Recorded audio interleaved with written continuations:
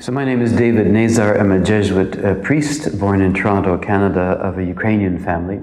And I grew up in both rites of the church for a Ukrainian, let's say, in the Latin rite, which is the dominant rite in Canada, but also in the Byzantine rite, the Ukrainian Byzantine rite. So I always had this kind of double exposure to two cultures expressing the very same faith, but in different ways, which for me was always fascinating. After I finished a couple of years of university, I was looking for what I would do with my life, and it just had some sense that there was something more than what I was finding on the streets of Toronto, to put it that way. And so I went to see, I looked up Jesuits in the phone book, I went to speak with a Jesuit, and I just found that something touched my life, my perspective, a sense of God's activity in the world, and I entered the Jesuits. So I worked a fair bit with Native people as I was going through the general studies formation program. And in fact, after I was ordained, after doctoral studies in the areas of culture and faith, I worked with Native people in Wikwimacong on Manitoulin Island for 7 years.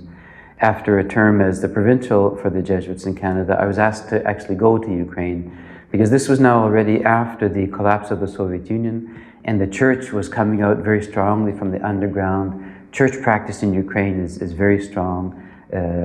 People's belief in God, even through all the difficult times of the Soviet Union, remained very strong.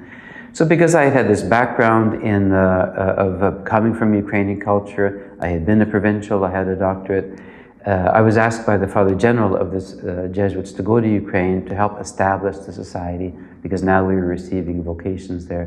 So I had a joyful work there for 13 years.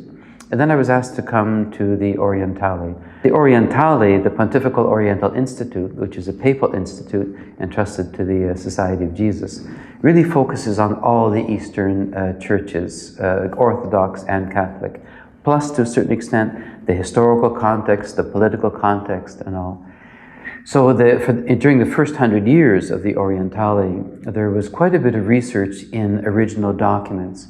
Maybe one reason for this is because the Eastern churches, for the most part, are smaller, perhaps without the resources of the Western church to establish universities and professors who can do all this original research.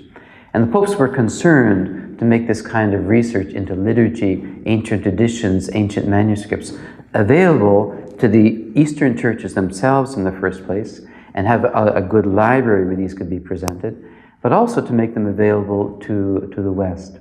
So the Jesuits 100 years ago worked to establish an extraordinary library here, funded by friends of Pius XI at the time, and it remains a library second to none in the world for studies in Eastern churches, Eastern traditions, ancient languages and all.